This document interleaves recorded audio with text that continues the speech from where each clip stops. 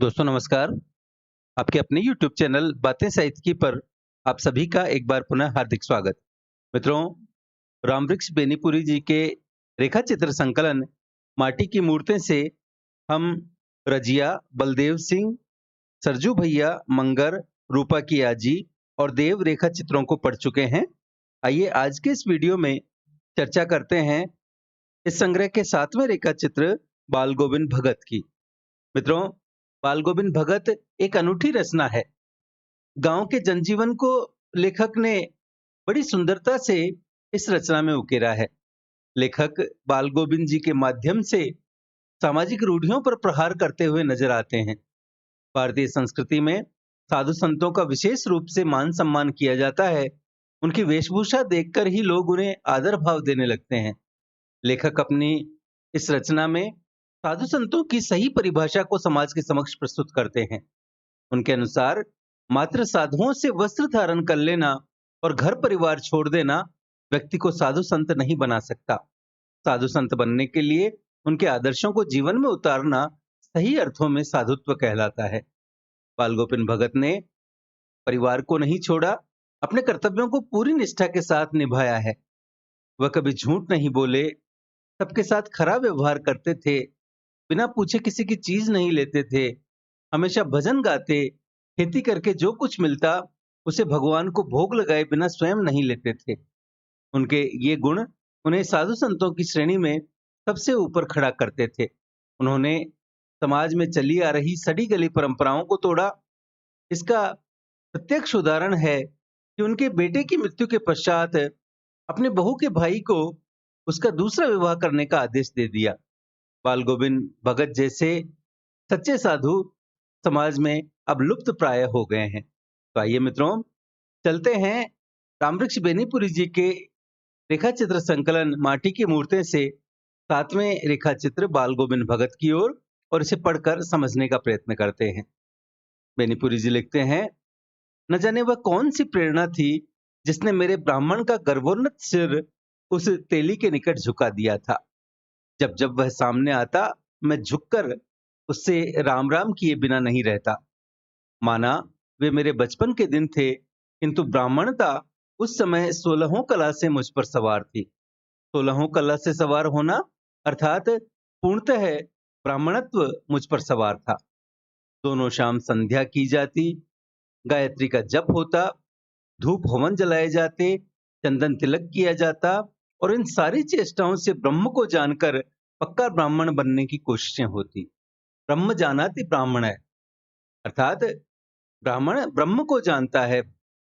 इस ब्राह्मणत्व के जोश में मैंने ऐसे कई ब्राह्मणेतर लोगों का, ब्राह्मणेतर अर्थात ब्राह्मण से इतर अन्य जातियों के लोगों का पालागन करना अर्थात पांव छूना छोड़ दिया था, जिन्हें गांव के नाते बचपन से ही करता आया था। कहां मैं और कहां हमारे समाज के सबसे नीचे स्तर का यह तेली, ये क्यों बरबस मेरे सिर को झुका डालता। तेली जिसका मुंह देखने के बाद यात्रा सफल नहीं होती, ऐसी व्यवस्था दे रखी थी हमारे समाज ने। तेलिया मसान, यह घृणास्पद आस्पद जुड़ा था जिस जाति के साथ। मित्रों, आस्पद अर्थात वर्ण व्यवस्था आदि की दृष्टि से सामाजिक स्थिति जो किसी के पद, मर्यादा आदि का सूचक होती है। तेलिया मसान, यह घृणास्पद आस्पद जुड़ा था जिस जाति के साथ, और तब तक मुझ में वह ज्ञान भी नहीं था कि समझूं कि ये सारी बातें हमारे सड़े समाज की घृणितम मनोवृत्ति की सूचक है। हाँ, बाल गोविंद भगत तेली थे, किंतु तेलियों में साधारणतः पाए जाने वाला काला रंग नहीं था उनका। मंझोले कद के गोरे चिट्टे आदमी थे, 60 से ऊपर के ही होंगे। बाल पक गए थे, लंबी दाढ़ी या जटाजूट तो नहीं रखते थे, किंतु हमेशा उनका चेहरा सफेद बालों से ही जगमग किए रहता। कपड़े बिल्कुल कम पहनते, कमर में एक लंगोटी मात्र और सिर में कबीरपंथियों की सी कनफटी टोपी। जब जाड़ा आता, एक काली कमली ऊपर से ओढ़े रहते। मस्तक पर हमेशा चमकता हुआ रामानंदी चंदन, जो नाक के एक छोर से ही औरतों के टीका की तरह शुरू होता। गले में तुलसी की जड़ों की एक बेडोल माला बांधे रहते। ऊपर की तस्वीर से यह नहीं माना जाए कि बाल गोविंद भगत साधु थे। नहीं, बिल्कुल गृहस्थ। उनकी गृहिणी की तो मुझे याद नहीं, उनके बेटे और पतोहू को तो मैंने देखा था। थोड़ी खेती-बाड़ी भी थी, एक अच्छा साफ-सुथरा मकान भी था, किंतु खेती-बाड़ी करते, परिवार रखते भी बाल गोविंद भगत साधु थे। साधु की सब परिभाषाओं में खरे उतरने वाले। कबीर को साहब मानते थे, उन्हीं के गीतों को गाते, उन्हीं के आदेशों पर चलते, कभी झूठ नहीं बोलते, खरा व्यवहार रखते, किसी से भी दो टूक बात करने में संकोच नहीं करते। दो टूक अर्थात सीधी बात। न किसी से खामखा झगड़ा मोल लेते, खामखा बेकार में या व्यर्थ में किसी की चीज नहीं छूते, न बिना पूछे व्यवहार में लाते। इस नियम को कभी कभी इतनी बारीकी तक ले जाते कि लोगों को कुतूहल होता। कुतूहल अर्थात आश्चर्य। कभी वह दूसरे के खेत में शौच के लिए भी नहीं बैठते। वह गृहस्थ थे, लेकिन उनकी सब चीज साहब की थी। जो कुछ खेत में पैदा होता, सिर पर लादकर पहले उसे साहब के दरबार में ले जाते। साहब अर्थात मालिक, जो उनके घर से 4 कोस दूर पर था। एक कबीरपंथी मठ से मतलब। मठ अर्थात आश्रम। वह दरबार में भेंट रूप रख लिया जाकर प्रसाद रूप में जो उन्हें मिलता, उसे घर लाते और उसी से गुजर चलाते। इन सब के ऊपर मैं तो मुग्ध था, अर्थात आकर्षित था उनके मधुर गान पर, जो सदा सर्वदा ही सुनने को मिलते। कबीर के वे सीधे सादे पद जो उनके कंठ से निकलकर सजीव हो उठते। आषाढ़ की रिमझिम है, रिमझिम अर्थात धीमी धीमी बारिश। समूचा गांव खेतों में उतर पड़ा है। कहीं हल चल रहे हैं, कहीं रोपनी हो रही है। मित्रों, रोपनी अर्थात धान रोपना या मिट्टी में दबाना। धान के पानी भरे खेतों में बच्चे उछल रहे हैं। औरतें कलेवा लेकर, कलेवा अर्थात नाश्ता लेकर, मेड़ अर्थात मिट्टी से बने हुए ऊंचे ऊंचे किनारे, मेड़ पर बैठी है। आसमान बादल से घिरा, धूप का नाम नहीं। ठंडी पुरवाई चल रही। ऐसे ही समय आपके कानों में एक स्वर तरंग झंकार सी कर उठी। झंकार अर्थात वाद्य यंत्र की मधुर सी आवाज। यह क्या है? यह कौन है? यह पूछना न पड़ेगा। बाल गोविंद भगत समूचा शरीर कीचड़ में लिथड़े अर्थात लिपटे हुए अपने खेत में रोपनी कर रहे हैं। उनकी अंगुली एक एक धान के पौधे को पंक्तिबद्ध खेत में बिठा रही है। उनका कंठ एक एक शब्द को संगीत के जीने पर चढ़ाकर, अर्थात संगीत की सीढ़ियों पर चढ़ाकर, कुछ को ऊपर स्वर्ग की ओर भेज रहा है और कुछ को इस पृथ्वी की मिट्टी पर खड़े लोगों के कानों की ओर। बच्चे खेलते हुए झूम उठते हैं। मेड़ पर खड़ी औरतों के होंठ कांप उठते हैं। वे गुनगुनाने लगती हैं। हलवाओं के पैर ताल से उठने लगते हैं। रोपनी करने वालों की अंगुलियां एक अजीब क्रम से चलने लगती हैं। बाल गोविंद भगत का यह संगीत है या जादू? भादों की वह अंधेरी अधरतिया। अभी थोड़ी ही देर पहले मूसलधार वर्षा खत्म हुई है। बादलों की गरज, बिजली की तड़प में आपने कुछ नहीं सुना हो, किंतु अब झिल्ली की झनकार या दादरों की टर बाल गोविंद भगत के संगीत को अपने कोलाहल में डुबो नहीं सकती। उनकी खंजरी डिमक डिमक बज रही है और वे गा रहे हैं। गोदी में पियवा चमक उठे सखिया, चिहुक उठे ना। हाँ, पिया तो गोद में ही है, किंतु वह समझती है वह अकेली है। चमक उठती है, चिहुक उठती है। उस भरे बादलों वाले भादों की आधी रात में उनका यह गाना अंधेरे में अकस्मात कौंध उठने वाली बिजली की तरह किसे न चौंका देता। अरे, जब सारा संसार निस्तब्धता में सोया है, बाल गोविंद भगत का संगीत जाग रहा है, जगा रहा है। तेरी गठरी में लागा चोर, मुसाफिर जाग जरा। कार्तिक आया नहीं कि बाल गोविंद भगत की प्रभातियां शुरू हुई। कार्तिक एक हिंदी महीना है। प्रभातियां अर्थात भोर के समय या सुबह के समय गाए जाने वाले गीत, जो फागुन तक चला करती। इन दिनों वह सवेरे ही उठते, न जाने किस वक्त जगकर वह नदी स्नान को जाते। गांव से 2 मील दूर, वहां से नहा धोकर लौटते और गांव के बाहर ही पोखरे के ऊंचे भिंडे पर, भिंडा अर्थात चबूतरा, पोखरे के ऊंचे पिंडे पर अपनी खंजड़ी लेकर जा बैठते। खंजड़ी हाथ से बजाए जाने वाला चिमटा और अपने गाने टेरने लगते। टेरना अर्थात ऊंची आवाज में गाना। मैं शुरू से ही देर तक सोने वाला हूं, किंतु एक दिन माघ की उस दांता किटकिट वाली भोर में भी उनका संगीत मुझे पोखरे पर ले गया था। पोखरा अर्थात तालाब। अभी आसमान के तारों के दीपक बुझे नहीं थे। हाँ, पूरब में लोही लग गई थी। लोही अर्थात प्रातःकाल की लालिमा, जिसकी लालिमा को शुक्र तारा और बढ़ा रहा था। खेत, बगीचा, घर, सब पर कुहासा छा रहा था। कुहासा अर्थात कोहरा। सारा वातावरण अजीब रहस्य से आवृत मालूम पड़ता था। आवृत अर्थात ढका हुआ। उस रहस्यमय वातावरण में एक कुश की चटाई पर, कुश एक प्रकार की घास होती है, उस रहस्यमय वातावरण में एक कुश की चटाई पर पूरब मुंह काली कमली ओढ़े बाल गोविंद भगत अपनी खंजरी लिए बैठे थे। उनके मुंह से शब्दों का तांता अर्थात कतार से लगी हुई थी, पंक्ति से लगी हुई थी। उनकी अंगुलियां खंजरी पर लगातार चल रही थी। गाते गाते इतने मस्त हो जाते, इतने शुरूर अर्थात नशे में आ जाते, उत्तेजित हो उठते कि मालूम होता अब खड़े हो जाएंगे। कमली तो बार बार सिर से नीचे सरक जाती। मैं जाड़े से कंपकपा रहा था, किंतु तारे की छांव में भी उनके मस्तक के श्रम बिंदु अर्थात पसीना जब तब चमक ही पड़ते। गर्मियों में उनकी संध्या कितनी ही उमस भरी शाम को न शीतल करती। अपने घर के आंगन में आसन जमा बैठते। गांव के उनके कुछ प्रेमी भी जुट जाते। खंजड़ियों और करतालों की भरमार हो जाती। एक पद बाल गोविंद भगत कह जाते, उनकी प्रेमी मंडली उसे दोहराती, तिहराती। धीरे धीरे स्वर ऊंचा होने लगता, एक निश्चित ताल, एक निश्चित गति से। उस ताल स्वर के चढ़ाव के साथ श्रोताओं के मन भी ऊपर उठने लगते। धीरे धीरे मन तन पर हावी हो जाता।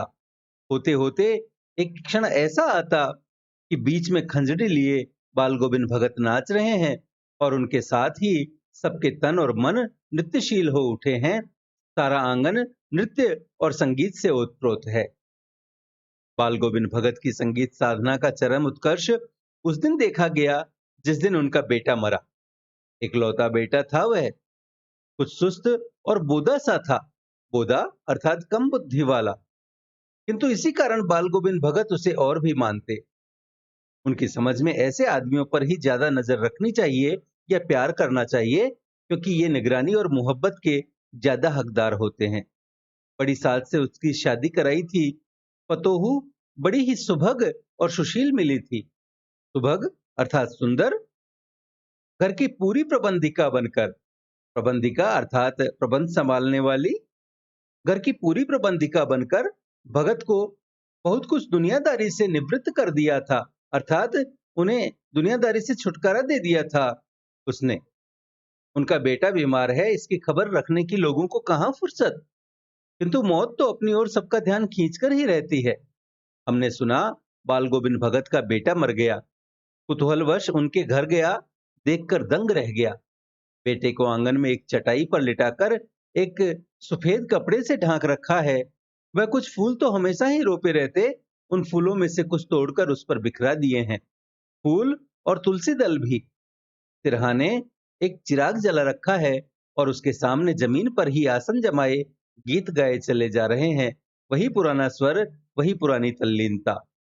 तल्लीनता अर्थात भाव विभोर होकर, जिन्हें आसपास की कोई खबर ना हो। घर में पतोहू अर्थात पुत्रवधू रो रही है, जिसे गांव की स्त्रियां चुप कराने की कोशिश कर रही हैं। किंतु बाल गोविंद भगत गाए जा रहे हैं। हाँ, गाते गाते कभी कभी पतोहू के नजदीक भी जाते और उसे रोने के बदले उत्सव मनाने को कहते। आत्मा परमात्मा के पास चली गई, विरहिणी अपने प्रेमी से जा मिली, भला इससे बढ़कर आनंद की कौन बात। मैं कभी कभी सोचता, यह पागल तो नहीं हो गए। किंतु नहीं, वह जो कुछ कह रहे थे उसमें उनका विश्वास बोल रहा था। वह चरम विश्वास, वह उच्च विश्वास जो हमेशा ही मृत्यु पर विजयी होता आया है। बेटे के क्रियाकर्म में तूल नहीं किया, पतोहू से ही आग दिलाई उसकी। किंतु ज्यों ही श्राद्ध की अवधि पूरी हो गई, पतोहू के भाई को बुलाकर उसके साथ कर दिया, यह आदेश देते हुए कि इसकी दूसरी शादी कर देना। उनकी जाति में पुनर्विवाह कोई नई बात नहीं, किंतु पतोहू का आग्रह था कि वह यहीं रहकर भगत जी की सेवा बंदगी में अपने वैधव्य के दिन गुजार देगी। लेकिन भगत जी का कहना था, नहीं, यह अभी जवान है, वासनाओं पर बरबस काबू रखने की उम्र नहीं है इसकी। मन मतंग है, कहीं इसने गलती से नीच ऊंच में पैर रख दिए तो। नहीं नहीं, तू जा। इधर पतोहू रो रो कर कहती, मैं चली जाऊंगी तो बुढ़ापे में कौन आपके लिए भोजन बनाएगा, बीमार पड़े तो कौन एक चुल्लू पानी भी देगा। मैं पैर पड़ती हूँ, मुझे अपने चरणों से अलग नहीं कीजिए। लेकिन भगत का निर्णय अटल था, तू जा, नहीं तो मैं ही इस घर को छोड़कर चल दूंगा। यह थी उनकी आखिरी दलील, और इस दलील के आगे बेचारी की क्या चलती। बाल गोविंद भगत की मौत उन्हीं के अनुरूप हुई। वह हर वर्ष गंगा स्नान करने जाते, स्नान पर उतनी आस्था नहीं रखते जितना संत समागम और लोक दर्शन पर। पैदल ही जाते, करीब 30 कोस पर गंगा थी, साधु को संबल लेने का क्या हक, और गृहस्थ किसी से भिक्षा क्यों मांगे। अतः घर से खाकर चलते तो फिर घर पर ही लौटकर खाते। रास्ते भर खंजड़ी बजाते, गाते जाते, जहां प्यास लगती पानी पी लेते। 4-5 दिन आने जाने में लगते, किंतु इस लंबे उपवास में भी वही मस्ती। अब बुढ़ापा आ गया था, किंतु टेक वही जवानी वाली। इस बार लौटे तो तबीयत कुछ सुस्त थी। खाने पीने के बाद भी तबीयत नहीं सुधरी, थोड़ा बुखार आने लगा, किंतु नेम अर्थात नियम व्रत तो छोड़ने वाले नहीं थे। वही दोनों जून अर्थात दोनों समय, गीत, स्नान, ध्यान, खेती बाड़ी देखना। दिन दिन चीजें अर्थात क्षय होने लगे, कमजोर होने लगे। लोगों ने नहाने धोने से मना किया, आराम करने को कहा, किंतु हंसकर टाल देते रहे। उस दिन भी संध्या में गीत गाए, किंतु मालूम होता जैसे तागा टूट गया हो, माला का एक एक दाना बिखरा हुआ। भोर में लोगों ने गीत नहीं सुना, जाकर देखा तो बाल गोविंद भगत नहीं रहे, सिर्फ उनका पंजर पड़ा है। मित्रों, बाल गोविंद भगत नामक इस रेखा चित्र में एक ऐसे व्यक्ति का चित्रण है जिसमें साधु, संत और गृहस्थ का मिला जुला रूप है। वह कबीर का सच्चा उपासक है, परंतु फिर भी खेतीबाड़ी के कार्यों को बड़ी तन्मयता से करता है। अपने खेत में पैदा हुए अनाज को कबीरपंथी मठ पर ले जाते और वहां भेंट के रूप में उसे चढ़ाकर जो बचता उसे प्रसाद के रूप में अपने घर ले आते। ईश्वर के प्रति अटूट आस्था और विश्वास, प्रतिदिन सवेरे उठकर भजन कीर्तन करते, संत समागम में पूर्ण विश्वास, प्रतिवर्ष गंगा स्नान को पैदल ही जाते। बाल गोविंद भगत गृहस्थी नहीं, एक पक्के साधु थे, जिनका आत्मबल आत्मा की अमरता को प्रकट करता था। अपने जवान पुत्र की मृत्यु पर भी उन्होंने सांसारिक माया मोह में फंसे इंसानों की तरह रोना धोना उचित नहीं समझा। इन सब के बजाय उनकी धारणा थी कि विरहिणी आत्मा आज ईश्वर से मिल गई है, हमें रोने के बदले उत्सव मनाना चाहिए। मृत्यु के आगोश में डूबे, गमगीन माहौल में न पसीजने वाले हृदय का ऐसा चित्रण बेनीपुरी जी की कलम से सहज न उतरकर उनकी आत्मा के एक एक कोने से झंकृत कर प्रकट हुआ है। मित्रों, भावपरक रेखा चित्रों में चित्रात्मकता एक अनिवार्य तत्व के रूप में समाहित रहता है। बेनीपुरी जी के रेखा चित्र इस विशेषता से युक्त हैं। इनके रेखा चित्रों में भाव और स्थिति के चित्र एक साथ मिलते हैं। उदाहरण के लिए, बाल गोविंद भगत के पुत्र की मृत्यु का दृश्य इन दोनों प्रकार की विशेषताओं से युक्त है। हमने सुना, बाल गोविंद भगत का बेटा मर गया, कुतूहलवश उनके घर गया, देखकर दंग रह गया। बेटे को आंगन में एक चिटाई पर लिटाकर एक सफेद कपड़े से ढांक रखा है।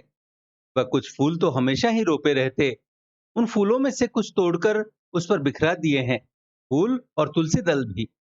सिरहाने एक चिराग जला रखा है और उसके सामने जमीन पर ही आसन जमाए गीत गाए चले जा रहे हैं। वही पुराना स्वर, वही पुरानी तल्लीनता। घर में पतोहू रो रही है, किंतु बाल गोविंद भगत गाए जा रहे हैं। हाँ, गाते गाते कभी पतोहू के नजदीक भी जाते और उसे रोने के बदले उत्सव मनाने को कहते। आत्मा परमात्मा के पास चली गई, विरहनी अपने प्रेमी से जा मिली, भला इससे बढ़कर आनंद की कौन बात। मैं कभी कभी सोचता ये पागल तो नहीं हो गए, किंतु नहीं, वह जो कुछ कह रहे थे उसमें उनका विश्वास बोल रहा था, वह चरम विश्वास जो हमेशा ही मृत्यु पर विजयी होता आया है। तो मित्रों, इस प्रकार बाल गोविंद भगत एक सच्चे गृहस्थ के साथ ही बैरागी भी है। वह एक ओर भावानुकूल संगीतात्मकता से ओतप्रोत है, तो दूसरी ओर सदैव निष्कंठ रहने वाली बुद्धिशीलता भी उसमें है। तो मित्रों, यह था रामवृक्ष बेनीपुरी जी के रेखा चित्र संकलन माटी की मूर्तें से 7वां रेखा चित्र बाल गोविंद भगत। आशा है आपको हमारा यह प्रयास पसंद आया होगा। वीडियो को लाइक करें, अपने मित्रों के साथ साझा करें। पीडीएफ तथा अन्य सहायता के लिए हमसे टेलीग्राम पर जुड़ें। चैनल को सब्सक्राइब करें और भविष्य के सभी वीडियोज की सूचना अपने तक सबसे पहले पहुंचाने के लिए घंटी वाला बटन दबाएं और देखते रहें बातें साहित्य की। धन्यवाद।